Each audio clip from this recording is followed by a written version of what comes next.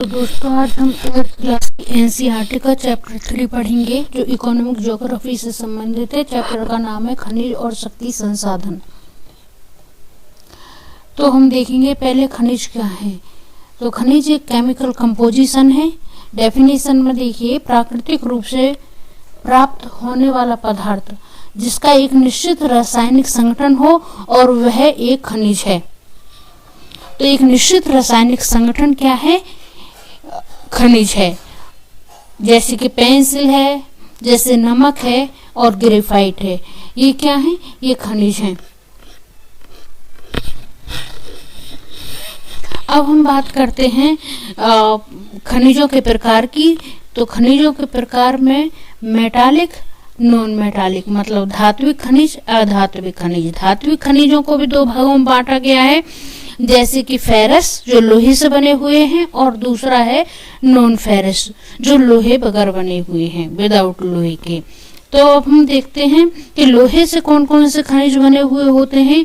तो लोहा अयस्क बना हुआ होता है लोहे से, मैग्नीज में लोहा पाया जाता है, क्रोमाइट में लोहा पाया जाता है।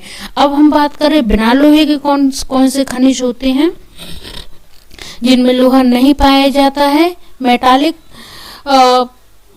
नॉन मेटालिक मतलब नॉन मेटालिक, मेटालिक में नॉन फेरस।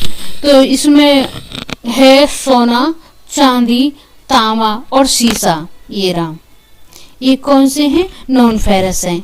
अब हम बात करेंगे नॉन मेटालिक खनिज की। नॉन मेटालिक खनिज में हम कोयला को, जिप्सम को, कोयला, जिप्सम और पेट्रोलियम को रखते हैं।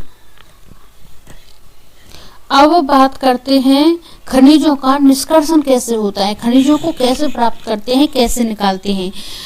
तो इसको खनन के द्वारा, इसको ड्रिलिंग के द्वारा और इसको आखनन द्वारा, तीनों विधियों से भी इसे प्राप्त किया जा सकता है। खनन में भी इसे खोद कर भी कैसे, एक विस्तृत खनन होता है जो ओपन कास्ट माइनिंग के खोदा और निकाल लिया। दूसरा होता है कूपी खान, मतलब शेफ्टिंग माइनिंग, जिसे थोड़ी गहराई में जाकर खोद कर निकाला जाता है। तो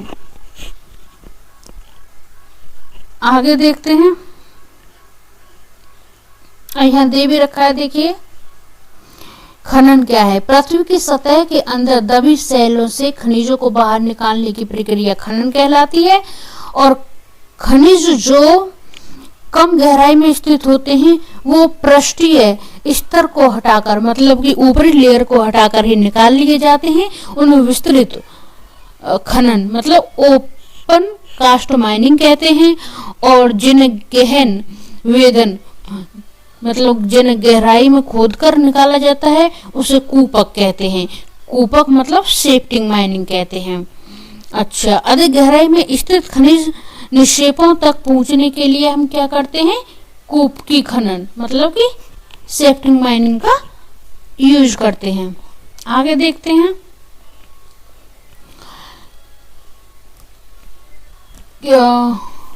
ड्रिलिंग के द्वारा। तो उन्हें बाहर निकालने के लिए गहन कूपों की खुदाई की जाती है, जिसे कहते हैं प्रवेधन या ड्रिलिंग। और उसके बाद में हम देखेंगे सतह के निकट स्थित खनिजों को जिस प्रक्रिया द्वारा आसानी से खोद कर निकाला जाता है उसे कहते हैं आखनन, जिससे खोदने की जरूरत नहीं होती। आगे देखेंगे खनिजों का वितरण किस प्रकार किया गया है। अच्छा, एक चीज ध्यान रखिए कि फॉसिल फ्यूल्स कौन सी रॉक में पाए जाते हैं? सेडिमेंट्री रॉक में पाए जाते हैं। और मिनरल्स कौन सी रॉक में पाए जाते हैं? तो माउंटेन और प्लेटू में मिनरल्स पाए जाते हैं और प्लेटू में हाईएस्ट रेट में मिनरल्स पाए जाते हैं।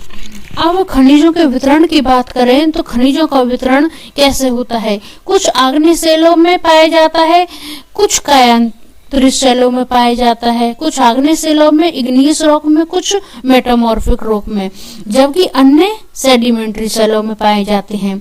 तीनों प्रकार की सेलों में किस प्रकार पाए जाते हैं देखते हैं। और मेटालिक खनिज आग्नेय और कायांतरित सेल समूहों, जो मेटालिक मतलब धात्विक खनिज हैं वो इग्नियस आग्नेय सेलों में और मेटाफॉर्मिक मतलब कायांतरित सेलों में पाए जाते हैं और जिनसे विशाल पठारों का निर्माण होता है। तो यहाँ बताया है ना मैंने, माउंटेन और प्लेटू में हाईएस्ट रेट में क्या पाए जाते हैं, और माउंटेन किससे बनते हैं, इग्नियस और मेटाफॉर्मिक रॉक से, इसमें धात्विक खनिज पाए जाते हैं। और एरिया ध्यान में रखने मोस्ट इम्पोर्टेंट जो है वो है लोकेशन। तो उत्तरी स्वीडन में लोहा आयस्क पाया जाता है, ओंटारियो कनाडा के में तांबा और निकिल पाया जाता है, और दक्षिणी अफ्रीका में क्या पाया जाता है, लोहा, निकिल, क्रोमाइट, प्लेटिनियम आग्नेय और कायांतरित सेलों में पाए जाते हैं। अब हम बात करेंगे सेडिमेंट्री रॉक की। तो सेडिमेंट्री रॉक में अवसादी सेलों में क्या पाया जाता है, चूना पत्थर। चूना पत्थर क्या है, ये नॉन मेटालिक है।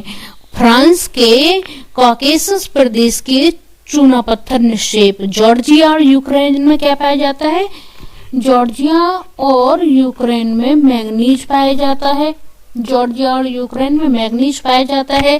अल्जीरिया के फॉस्फेट बेड प्रसिद्ध हैं और खनिज ईंधन कोयला और पेट्रोल भी अवसादी सेलों में पाए जाते हैं। तो सेडिमेंट्री रॉक में क्या क्या पाया जाता है, सेडिमेंट्री रॉक में नॉन मेटालिक मटेरियल पाया जाता है। नॉन मेटालिक मिनरल्स में चूना पत्थर है और आपका मैग्नीज है और फॉस्फेट है और आपका पेट्रोलियम और कोयला है। अब हम एरिया को देखेंगे। देखिए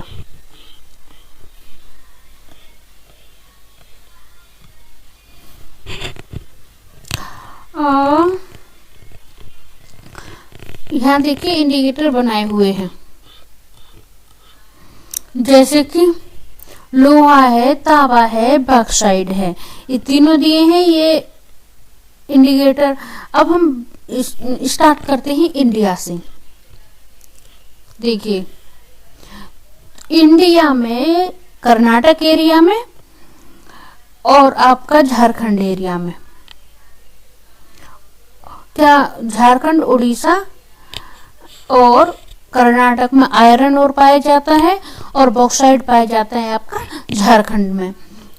अब हम बात करते हैं चाइना की। तो ईस्टर्न चाइना में आपका बॉक्साइट पाया जाता है और आयरन पाया जाता है।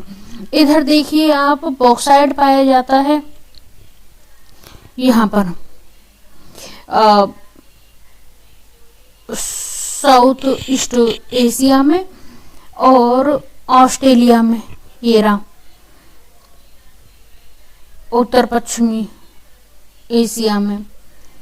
इधर नॉर्थ में ये लोहा जो है वो दक्षिण अफ्रीका में, या कहें अफ्रीका, पूरे अफ्रीका महाद्वीप में कम मात्रा में पाया जाता है, केवल दक्षिणी अफ्रीका में पाया जाएगा।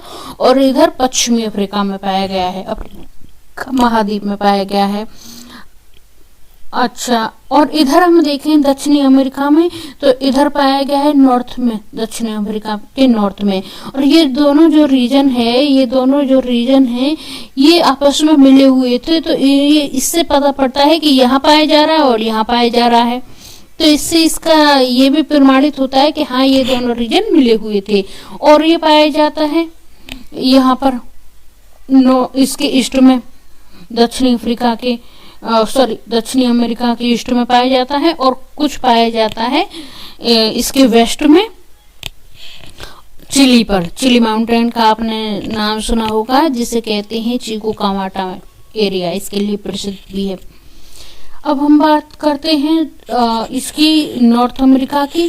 तो नॉर्थ अमेरिका में इस रीजन में पाया जा रहा है और यहाँ कनाडा में पाया जा रहा है, ईस्टर्न कनाडा में, और यूएसए में पाया जा रहा है, ईस्ट यूएसए में। तो ग्रेट लेक के ऊपर है कनाडा में और ग्रेट लेक के नीचे यूएसए में।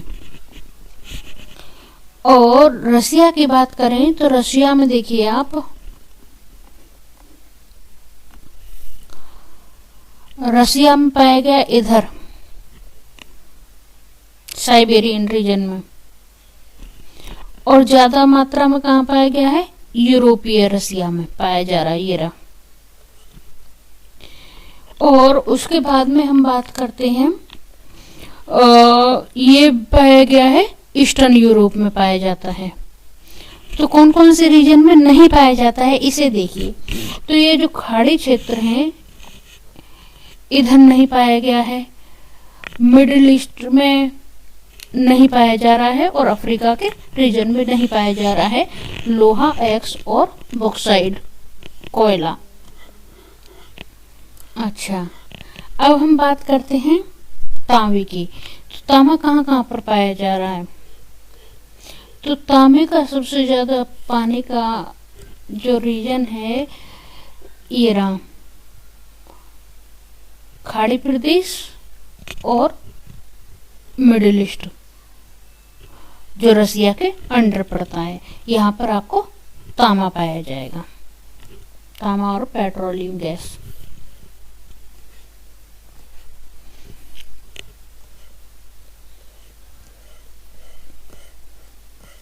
आगे देखते हैं,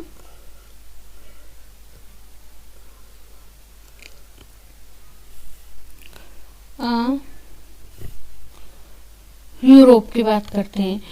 तो अभी मैंने बताया ना, रूस में, यूक्रेन में, स्वीडन में और फ्रांस में लोहा आयस्क के निक्षेप, रूस में, यूक्रेन में, स्वीडन और फ्रांस में लोहा आयस्क के विशाल निक्षेप पाए गए हैं। और तांबा, सीसा, जस्ता, मैग्नीज और निकिल खनिजों के निक्षेप कहाँ पाए गए हैं? पूर्वी यूरोप में पाए गए हैं, यूरोपीय रूस में पाए गए हैं।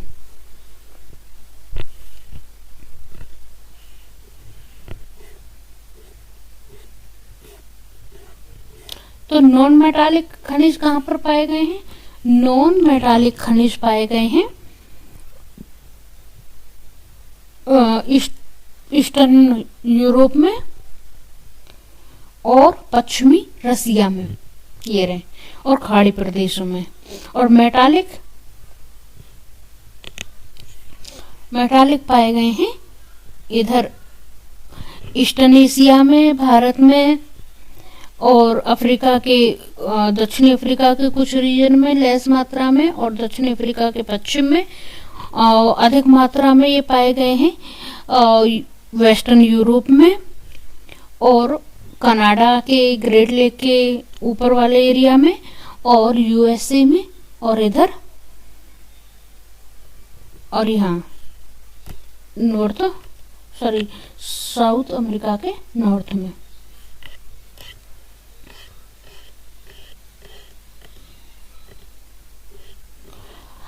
अब हम बात करते हैं उत्तरी अमेरिका की। तो उत्तरी अमेरिका में खनिज निक्षेप 3 क्षेत्रों में पाए गए। कहाँ कहाँ पाए गए हैं?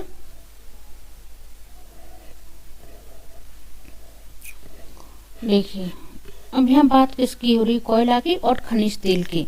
कोयला और खनिज तेल उत्तरी अमेरिका में कहाँ कहाँ पाए गए हैं? तो उत्तरी अमेरिका में यूरेनियम, ईरा, और ये 3 क्षेत्रों में पाया गया है। तो 1, 2 और 3, 1, 2, 3 कौन कौन से एरिया में है? ग्रेट लेक के ऊपर वाले एरिया में, कनाडा में, ग्रेट लेक के ऊपर वाला एरिया कनाडा में, और आपके अपलेशियन पर्वत पे, और आपका यहाँ यूएसए में प्लेटू वाले एरिया में पाए गए हैं।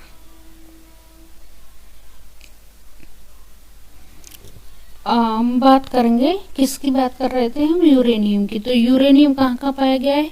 यूरेनियम पाया गया है प्लेटू के एरिया में पाया गया है, और ग्रेट लेक के ऊपर वाले एरिया में पाया गया है, और पाया गया है अपलेशियन रीजन में, नॉर्थ अमेरिका की बात है ये।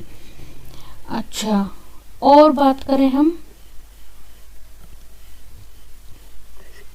यूरेनियम की,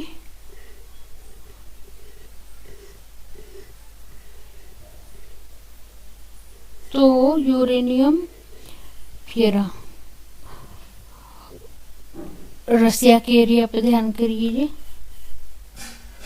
रसिया के, ये रहा, यूरोपियन रसिया में, खाड़ी प्रदेशों में, और जी अफ्रीका के नॉर्थ वाले एरिया में पाया गया है ज्यादातर भागों में। और देखिए यहाँ पर देखिए नॉर्थ अमेरिका में यूरेनियम पाया गया है। अब हम बात करते हैं कोयला की।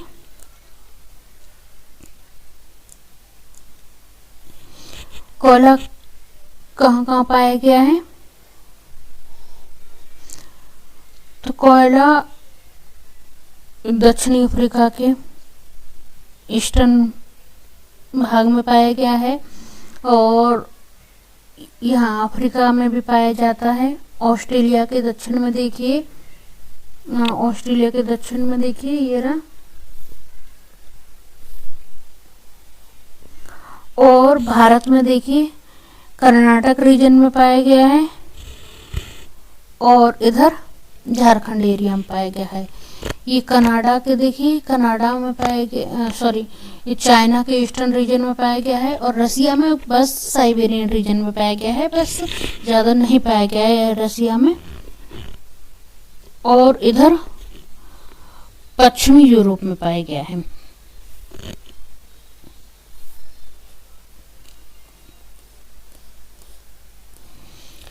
तो ब्राजील विश्व में उच्च कोटि के लोहे एक्स का सबसे बड़ा उत्पादक कौन है? ब्राजील लोहे एक्स, सॉरी हाँ लोहे एक्स का दक्षिणी अमेरिका में।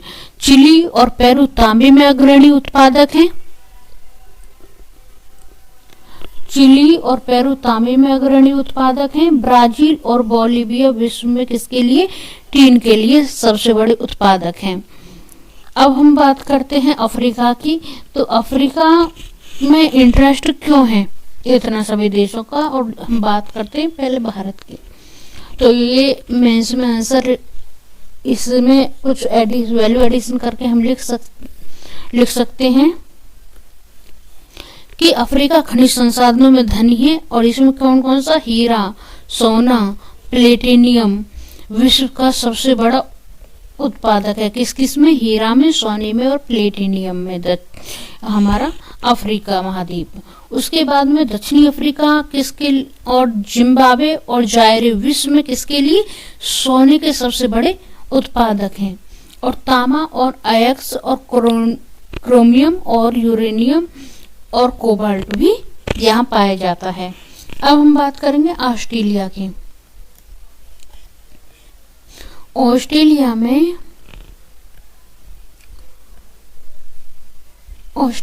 में बॉक्साइट का सबसे बड़ा उत्पादक है ऑस्ट्रेलिया। और क्या क्या है? लोहा, अयस्क, टिन और निकल का भी अग्रणी उत्पादक है। और इसके किस भाग में? कूलगाड़ी क्षेत्र में इसके खनिज पाए जाते हैं। कूलगाड़ी क्षेत्र में सोने के बड़े निक्षेप भी पाए गए हैं। अब हम बात करेंगे अंटार्कटिका की। तो अंटार्कटिका किस लिए ध्यान रखिए? कोयले के लिए और लोहे के लिए महत्वपूर्ण है। कोयले के लिए और लोहे के लिए महत्वपूर्ण है। अब भारत में हम आगे चैप्टर स्पेसिफिक न्यूज आएगी, उसे देखेंगे। देखिए अब हम बात करते हैं परंपरागत स्रोत, कन्वेंशनल रिसोर्सेज की। तो देखिए कौन कौन से हैं? खनिज तेल है और प्राकृतिक गैस है। हाँ, तो इसमें हम देखते हैं ईंधन। ईंधन क्या है? ईंधन किससे बनता है, कैसे बनता है, इसका निर्माण कैसे होता है? तो देखिए फायरवुड, पहले होगी लकड़ी, फायरवुड। फायरवुड से क्या होगा? जब फायरवुड पे देखिए एक पौधा है, ये रहा, ये है फायरवुड। अब ये एक प्लांट है। अब ये प्लांट गिर गया। अब इस पे लेयर इस पर परत दर परत क्या अवशेष जमते जाएंगे, इस पे सॉइल जमती जाएगी। इसे 100-500 साल 1000 साल ऐसे बीतते जाएंगे। तो कैसे कैसे ये बदलेगा देखिए। तो ये फायरवुड में बदलेगा सबसे पहले, फिर उसके बाद में पीट में बदलेगा, फिर ये लिग्नाइट में बदलेगा, फिर ये बिटुमिनस कॉल में बदलेगा, उसके बाद में एंथ्रेसाइड कॉल में बदलेगा ये। और एंथ्रेसाइड जो कॉल है उसमें सल्फर और राख बिल्कुल गायब हो जाते हैं, प्योर कोयला बचता है। और अब हम देखेंगे ये कहाँ पाया जाता है, मेटामॉर्फिक रॉक में पाया जाता है। और मेटामॉर्फिक रॉक में कहाँ पाया जाएगा, भारत में की बात करें तो भारत के जम्मू और कश्मीर इलाके में ये पाया जाएगा। अच्छा, अब हम बात करते हैं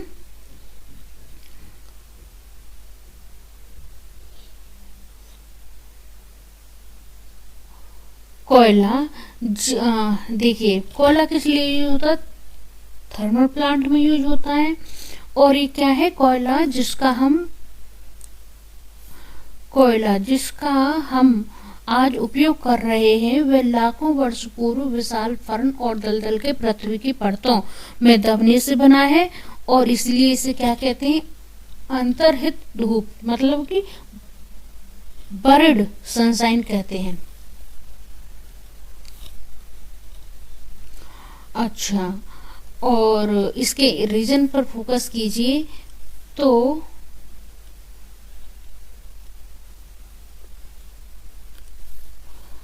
चीन, संयुक्त राज्य अमेरिका, जर्मनी, रूस, दक्षिणी अमेरिका, फ्रांस और भारत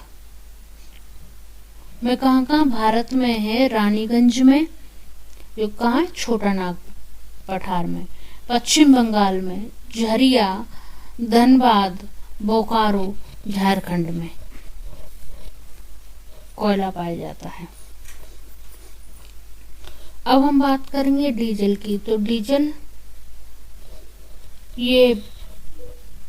डीजल को पेट्रोल, मिट्टी का तेल, डीजल हो पेट्रोल, मिट्टी का तेल, मोम, प्लास्टिक और स्नेहक तेल, डीजल को से ये चीजें पेट्रोल से निकाली जाती हैं। क्या क्या चीज पेट्रोल से निकाली जाती हैं, तो पेट्रोल से डीजल, पेट्रोल, मिट्टी का तेल और मोम, प्लास्टिक और स्नेहक आदि निकलता है। उसके बाद में हम फिनिश मटेरियल को एक्सपोर्ट करते हैं और रॉ मटेरियल को बाहर से मंगाते हैं, जिसमें से ये सारी चीजें निकलती है। और इसे क्या कहते हैं, ब्लैक गोल्ड, काला सोना कहते हैं।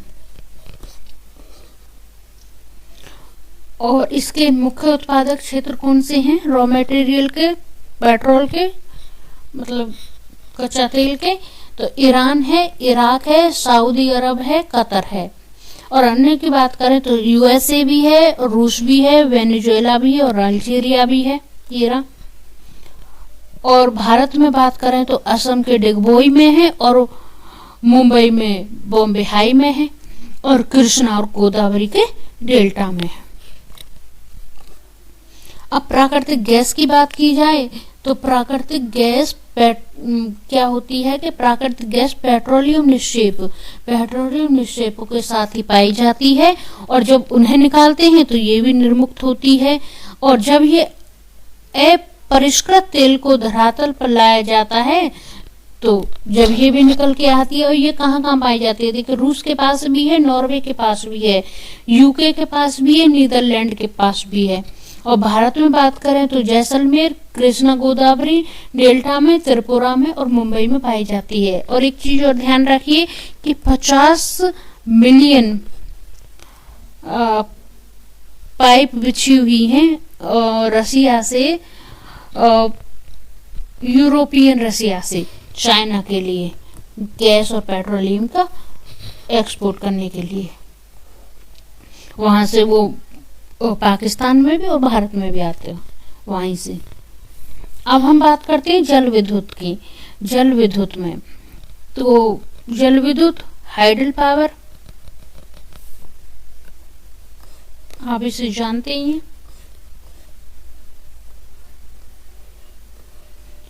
अब बात करते हैं हम सौर ऊर्जा की। तो सौर ऊर्जा में इंडिया के सामने 2 चैलेंज हैं। एक तो चैलेंज है इंडिया के सामने प्लेस का, दूसरा चैलेंज है टेक्नोलॉजी का, तीसरा है पवन ऊर्जा। पवन ऊर्जा किन किन क्षेत्रों में है विकसित है? नीदरलैंड में, जर्मनी में, डेनमार्क में, यूके में और यूएसए में और स्पेन में ये विकसित है ये टेक्नोलॉजी से। अब हम बात करेंगे परमाणु ऊर्जा की। तो परमाणु ऊर्जा भारत में कहाँ कहाँ है? परमाणु ऊर्जा भारत में राजस्थान में और झारखंड के पास यूरेनियम है।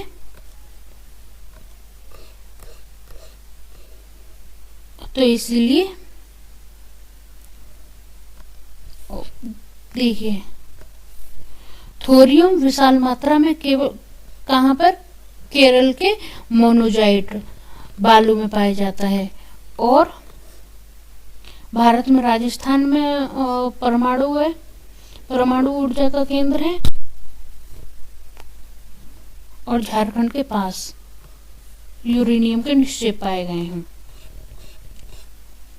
अब हम बात करेंगे भूतापीय ऊर्जा की। तो भूतापीय ऊर्जा जियोथर्मल पावर क्या है? जियोथर्मल पावर पृथ्वी के अंदर गहराई बढ़ने के साथ साथ सभी जानते हैं कि तापमान बढ़ने लगता है और इसमें कभी कभी यह तापमान ऊर्जा भू सतह पर गर्म जल के झरनों के रूप में प्रकट हो जाती है। कभी कभी धरती से मान लीजिए धरती पानी चला गया धरती के अंदर बारिश के कारण अन्य वजह से, तो धरती के गर्म तापमान में जब वो जाके गिरता है तो एकदम पानी जलवाष्प के रूप में ऊपर उठता है और जिससे हम क्या कहते हैं फारे के रूप में ऊपर आती है वो, तो उसे जल के झरनों के रूप में प्रकट होता है और जिसे हम क्या कहते हैं जियोथर्मल पावर कहते हैं। अब देखिए ये कहाँ पाई गई है? ये मणिकरण में पाई गई है।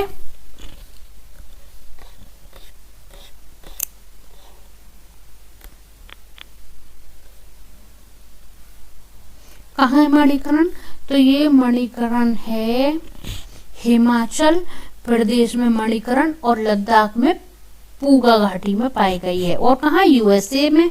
ये विश्व का सबसे बड़ा भूतापीय ऊर्जा का संयंत्र है। न्यूजीलैंड में है, आइसलैंड में है, फिलीपींस में है और मध्य अमेरिका में है।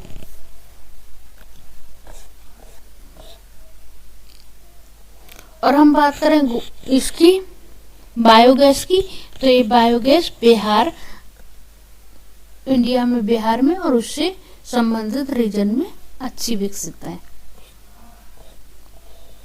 तो एक चैप्टर हुआ फिनिश। आगे हम अगला चैप्टर लेके आएंगे और ये सेकंड चैप्टर है हमारी तरफ से, तो इसलिए इसमें कुछ मिस्टेक हो सकती है एजिटेशन के कारण, आगे सुधार आता रहेगा। ऐसे ही पढ़ने के लिए हमारे चैनल को लाइक एंड सब्सक्राइब कीजिएगा। धन्यवाद।